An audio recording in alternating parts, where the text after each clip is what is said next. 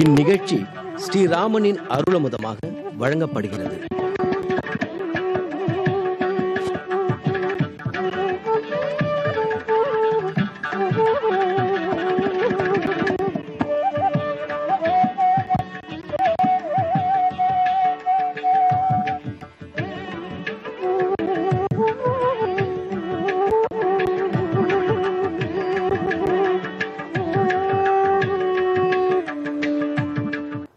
நார்க்வேத வினீதஸ்ய நாயுஜுர்வேத தாரிணः நாசாமவேத விதுஷா சக்கியமேவம் பிரபாஷித்தும்.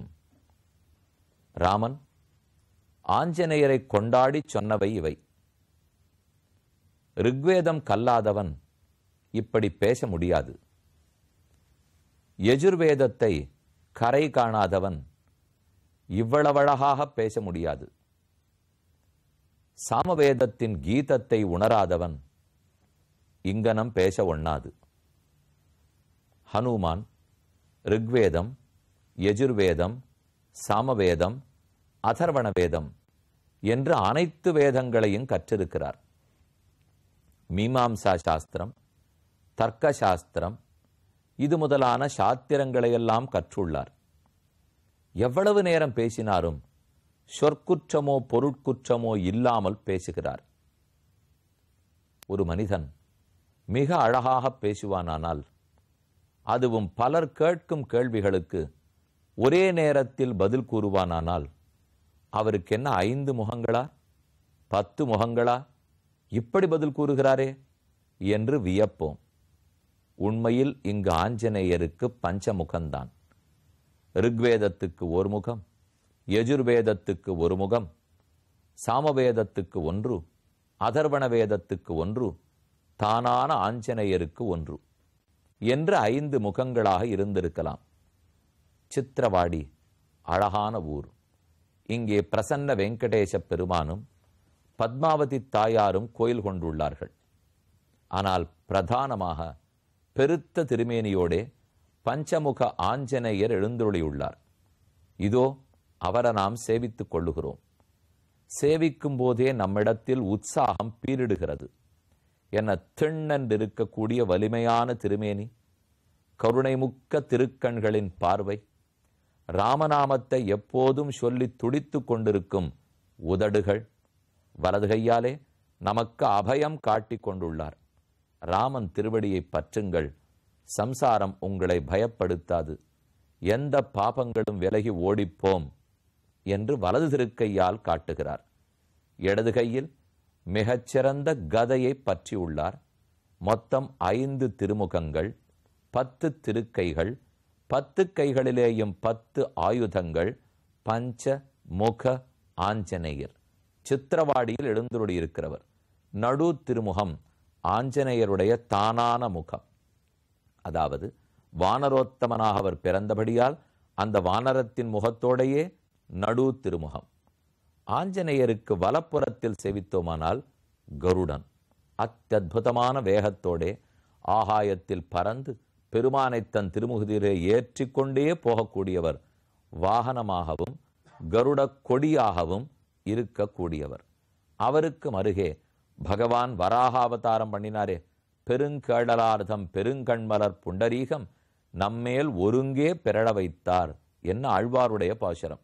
மகாவராக ஸ்புடபத்மலோச்சனக மலர்ந்த திருக்கண்களோடே வராகமூர்த்தியாக வலது கோடியில் இருக்கும் திருமுகம். இனி இடதுபுறத்துக்கு வருவோம்.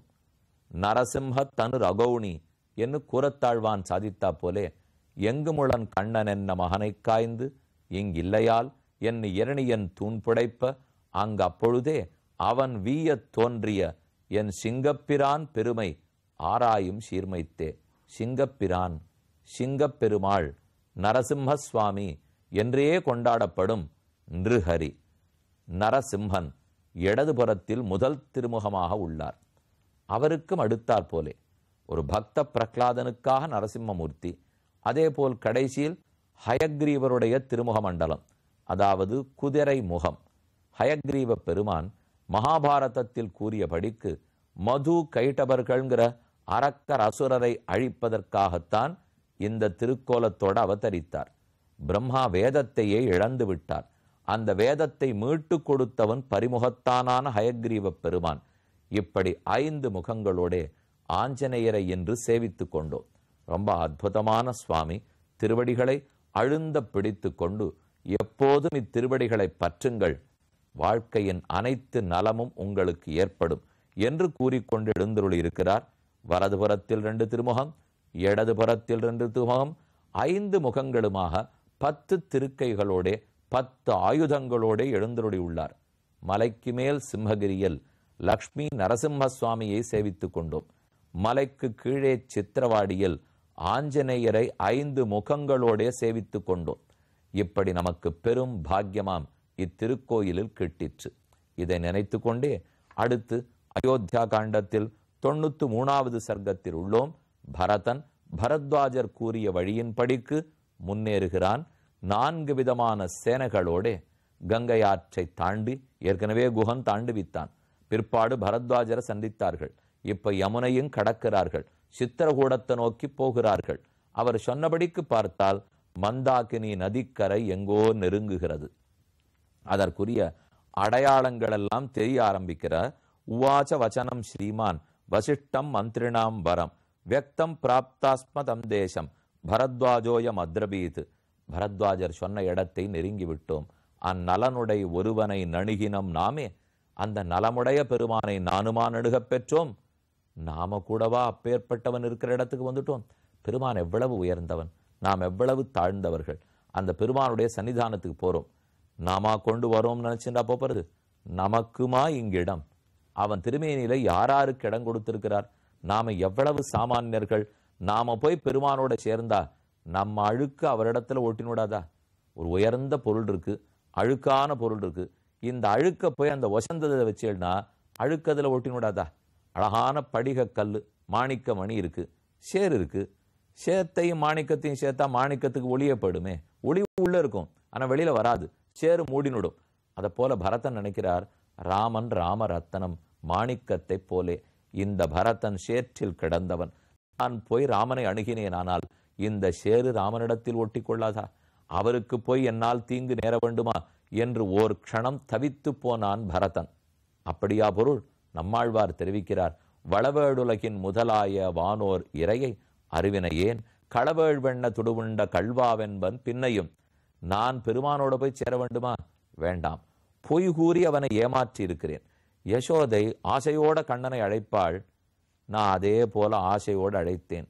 உண்மையான ஆசை என்னிடத்தில் இல்லை, அவள் சொல்லும் சொற்களை மட்டும் திருப்ப கூறினேன். யசோதையே சொல்லுவதாக நினைத்து கொண்டு கண்ணன் ஏமாந்தி எனக்கு அருள் புரிந்திருக்கிறான். ஆனால் இப்ப யோசித்து பார்த்தால் பைத்தியக்காரத்தனம்னு புரிகிறது. நாம் பெருமானோடே சேர்ந்து அவன் சேர்த்து கொள்ள தயார். ஆனா நாம சேரலாமா? நாம் எவ்வளவு தாழ்ந்தவர்கள், அவன் எவ்வளவு உயர்ந்தவன். நாம் போய் அவனை அணுக முடியும்? அணுக இயலாது. ஆனா இப்ப பரதனுக்கு ஆசை, அந்நலனுடைய ஒருவனை அணுகினம் நாமே. ஒரு பக்கத்துல நம்மால அவனுக்கு அழுக்குன்னு தோணினா போக வேண்டான்னு நினைக்கிறான். ஆனா அவன் இல்லாம நம்ம வாழ முடியாதே, அவர் தானே நம்ம ஏற்றுண்டாகணும் என்ன நினைத்தால் காலை திரும்பவே வைக்க முடியல. ஒரு பக்கத்துல அவர் பெருமை மனசுல பட்டா முன் வச்ச காலை பின் வச்சுடுறான். நம்முடைய தாழ்ச்சியெல்லாம் மனசுல பட்டதுன்னா முன்ன போகவே வேண்டான்னு பின்னாடி வந்துடுறான். ஆனா அடுத்து இந்த தாழ்ச்சி எல்லாவற்றையும் ஏற்றுக்கொண்டு அதை போக்கும் புனிதன் தானே பெருமான். கங்கை ஓடுகிறது, யமுனை ஓடுகிறாள், நாம போய் கங்கையில் நீராடுகிறோம். நம்ம பாபங்கள்லாம் களையறதுக்கு தானே, நம்ம உடம்பழுக்கும் போறது. இத்தனை நாளா சேர்த்து வச்சிருக்கிற ஆத்மாவுக்கு அழுக்கு பாபங்களும் தொலையும். உடனே ஒருத்தர் கூறினார், நீங்க போய் யமுனையில குளிக்காதீங்கோ. ஏன் தெரியுமா? உம்ம பாபங்களை போய் அதுல கழுவினீள்னா யமுனைக்கு பாபம் வந்துருத்துனா. ஏன்னா நீங்க நிறைய பாபம் வச்சிருக்கீள். உங்க பாபத்தை கங்கையில கழுவினாலோ யமுனையில கழுவினாலோ அவர்களுக்கு பாபம் ஒட்டிக்காதானா? ஒரு நாளும் ஒட்டி கொள்ளாது. நம் பாபமா பெருமானை தீங்கு செய்யும், நம்ம பாபமா கங்கை ஆற்றுக்கு அழுக்கை ஏற்படுத்தும். நாம கழுவி நீரை கொண்டு போய் விட்டால் வேணா அழுக்கு வருமே தவிர நாம் நம் பாபங்களை கழுவதில் குற்றமே இல்லை. கண்டிப்பாக கங்கை திரும்ப அதை கொண்டு போய் பெருமான் திருவடிகளிலேயே சமர்ப்பித்து விடுகிறாள், போக்கியே விடுகிறாள். அதனால பரதன் கவலைப்பட்டிருக்கவே வேண்டாம். ஆனா நம்ம ஒத்தொத்தருக்கு எந்த எண்ணம் வராதா? நாம எவ்வளவு தாழ்ந்தவன் நினைக்கச்சே கிட்டக்கவே போகக்கூடாதுன்னு தோணும். உண்மை அறிவி வந்தப்புறம் சொல்றேன். இப்ப உண்மை அறிவே வரலைன்னா நம்ம தாழ்ந்தவனே புரிய போறது இல்லை. பெருமாளை உயர்ந்தவனே தெரிஞ்சுக்க மாட்டோம். அவர் உயர்ந்தவர், நாம ரொம்ப தாழ்ந்தவன். ஏதோ நமக்காக இடம் கொடுத்திருக்கிறார், ஆனா நாம கிட்டக்க போகக்கூடாது, தள்ளி போவோம் என்று நம்ம ஒத்தொத்தருக்கும் எண்ணம் வரும். ஆனா தள்ளி போயிடலாமான்னா போக முடியாது. அவர் இருந்தால்தான் நமக்கு வாழ்க்கையே. அதனால கிட்டக்க நெருங்கிட்டோம், திருப்தி பட்டுக்கிறான் பரதன். இடத்துல ஒரு அழகான விசாரம் உண்டு. பரதனுடைய நினைவு நியாயமானதா? நாம் ராமனுக்கு அருகில் வருகிறோம் போல் இருக்கிறதே. ஆழ்வாரம் அப்படித்தான் கொடுக்கிறார். நலனுடை ஒருவனை நணுகினம் நாமே, நாம் அருகிலே வந்திருக்கிறோம் போல் இருக்கிறதே. நாள் ஒரு ஜீவாத்மா பரமாத்மாவை விட்டு எப்போதேனும் பிரிய முடியுமா? பிரிந்தால்தானே அருகே வரவே முடியும். இப்ப நீங்க தள்ளி இருக்கீள், நான் தள்ளி இருக்கேன். நான் இங்கேருந்து புறப்பட்டு உங்க வீட்டுக்கு வரலாம், அப்ப நான் அடைந்தேன், இங்கேருந்து அங்க அடைந்தேன்னு சொல்லலாம். ஆனா ஒரே இடத்துல தான் இருக்கோம், ஓட்டிகிட்டே இருக்கோம்னு வச்சுங்க. அப்ப நான் எப்படி எங்க அடைய? இந்த உடம்பு இருக்கிறது, நான் புறப்பட்டு இவருடைய வீட்டுக்கு போறதா இருந்தேன், உடம்பு அங்கேயே கழட்டி வச்சுட்டு வந்தேன், என்ன சொல்ல முடியும்? உடம்பு கூடவே தான் வரும். நடந்தால் நிழலும் கூடவே தான் வரும். அப்ப நிழல் எப்படி கூட வருமோ, உடம்பு எப்படி கூட வருமோ, அதை போல் பரமாத்மாவோட அனைத்து ஜீவர்களும் இணை பிரியாமல் இருப்பவர்கள் தானே. அபிருதக் சித்த விசேஷணம்னு பேர். அதாவது விட்டு பிரியாமல் சார்ந்திருக்கும் அவர்கள். ஒரு பூவை மனம் விட்டு பிரியாது, மனம் பூவை சார்ந்துதான் இருக்கும். மாணிக்கத்தை ஒளி விட்டு பிரியாது, ஒளி மாணிக்கத்தை சார்ந்துதான் இருக்கும். அதே போல அனைத்து ஜீவர்களும் பரமாத்மாவை சார்ந்தே இருப்பார்கள், விட்டு பிரியவே மாட்டார்கள். தனித்து இவர்களுக்கு இருப்பே கிடையாது. அப்படின்னா தனித்து ஸ்திதியே கிடையாது. பெருமானை அவனை சார்ந்துதான் இருக்க முடியும், அவனை விட்டு விலகுவதற்கு கூட முடியாது. அப்படியா சுவாமி? சுத்து முத்தும் பார்த்தேன், அவரெல்லாம் ஒன்றும் காணுமே. இப்போ இங்க அப்படி இல்லையே. நான் நம்ம கண்ணுக்கு தெரியல, நாம இப்பவும் அவரோட ஒட்டி கொண்டு அவரை சார்ந்து தான் இருக்கிறோம். ஆனா நம் கண்களுக்கு புலப்படவில்லை, அவ்வளவே. அப்படி இருக்கும்போது நாம மெதுமெதுவா யோகத்துல இறங்கினா, தியானம் பண்ணினா, நினைக்க நினைக்க நாம் அவரோட ஒட்டின்னு இருக்கோம், அவரை சார்ந்து தான் இருக்கோம், அவரை விட்டு பிரிய முடியாது. இந்த உண்மையெல்லாம் தெரிய வரும். இது நமக்கு மெதுவா தெரிஞ்சுக்கலாம், பரதனுக்கு தெரியாதானே? அவர் ஏற்கனவே சேர்ந்திருக்கோம்னு புரிஞ்சவர் தானே. ஆனா இப்ப சொல்றது என்னன்னுட்டு, நாம் ராமனை அணுகுகிறோமானால் பிரிந்திருந்தாரா அணுக? பிரியவே முடியாதுங்கிறதானே பேச்சுனால் பிரிய முடியாதுதான். ஆனா உடல் ரீதியா பிரிந்தாப்பல் ஆயிட்டாரோ இல்லையோ. இன்னொன்னு பிரிய முடியாதுன்னெலாம் தெரியறது, ஆனா நேர்கொடு நேரே சேவிக்கும் பேற்றை இழந்தாரோ இல்லையோ. அதனாலதான் கிட்டக்க வந்துட்டோம், நாமுமா அருகே வந்தோம், நாமுமா ராமனை தரிசிக்க போகிறோம் என்ன. அயம் கிரிஷ் சித்திரகூடஸ்ததா மந்தாகினி நதி. அவர் சொன்ன இதோ மலை வந்து விட்டது, மந்தாகினி நிதி சலசலத்து ஓடுகிறது. ஏதே மிருககணா பாந்தி சீக்கிரவேகாக பிரச்சோதிதாக. ஆங்காங்கு எல்லாம் நடமாட்டங்கள் தெரிகின்றன. மிருகக்கூட்டம் இருக்கு, மான் தெரியறது, ஆரோ மனிதர்கள் போறாமல் இருக்கார்கள், புகை மூட்டம் தெரியறது. அப்ப ஏதோ சமையல் நடக்கிறதுன்னு புரியறது. இந்த இடத்தில் ஆரோ இருக்கிறார்கள். இன்னும் நெருங்க போய் விசாரிப்போம். நிஷ்கூஜமிவ பூத்வேதம் வனங்கோர பிரதர்சனம் அதிமாத்திரம் அயம் தேசா மனோக்கிய பிரதிபாதிமே தாபசானாம் நிவாசோயம் வியக்தம் ஸ்வர்கபதா அனக. இந்த இடத்தை பார்த்தாலே தபஸ்விகள் வாழும் இடம்ங்கிறது தெளிவா தெரியுது. சில இடத்தெல்லாம் இந்த இடம் தபஸ் பண்றதுக்கு நன்னா இருக்கும்னால் தபஸ்விகள் உடனே அங்க வந்து இருப்பார்கள். அது நீர்வாய்ப்பு, நிலவாய்ப்பு, மனசாந்தி, இதுக்கெல்லாம் ஏற்ற இடமாக இருக்க வேண்டும். உடனே சில வீரர்களை அனுப்பி நீங்கள் முதலில் போய் தேடிக்கொண்டு வாருங்கள்னு பரதன் கூறினார். இங்கும் அங்கும் வீரர்கள் போய் தேடினார்கள். நேரே ராமனை சந்திக்காவிட்டாலும் ஒரு மாதிரி அந்த இடத்தை கண்டுபிடிச்சிட்டார்கள். பரதஸ்ய வச ஸ்ருத்வா புருஷாஹா சஸ்திரபாணயா அதனாத்திர நரவியாக்ரவ் ராஜபுத்திரவ் பரந்தபவ். யாரோ மனிதர்கள் இருக்கிறார்கள், அநேகமா ராகவன் அங்குதான் இருப்பான், இல்லாவிடிலும் எங்கோ அருகில் தான் இருக்கிறான் என்று போய் பார்த்தவர்கள் திரும்ப வந்து சொல்ல, இனிமேல் நீங்கள் தேட வேண்டாம், நானே போய் தேடுகிறேன். அகமேவ கமிஷ்யாமி சுமந்த்ரோ திருதிரேவச்ச ஏவ முக்தாஸ்தத சைன்யாக தத்ர தஸ்து சமந்ததः பரதோ யத்ர தூமாக்ரம் தத்ர திருஷ்டிம் சமாததது. எந்த இடத்திலே நெருப்பும் புகையும் புகை தெரிந்ததோ அந்த இடத்தை நோக்கி குனிந்த தலை நிமிராமல் கைகளை கூப்பிக்கொண்டு முதுகு வளைந்து கண்களிலே நீர் கோத்து கொண்டு உதடு துடிக்க எதிர்பார்ப்போடே பரதன் புறப்பட்டான். வியவஸ்திதாயா பரதேன சா சமூர் நிரீட்சமானாபி ச பூமிமக்ரதः பபுவ கிருஷ்டா நச்சிரேண ஜானதி பிரியஸ்ய ராமஸ்ய சமாகமம் ததா. அங்கு ராமன் அமர்ந்திருக்கிறான். இன்னும் பரதன் அவனை தரிசிக்கவில்லை.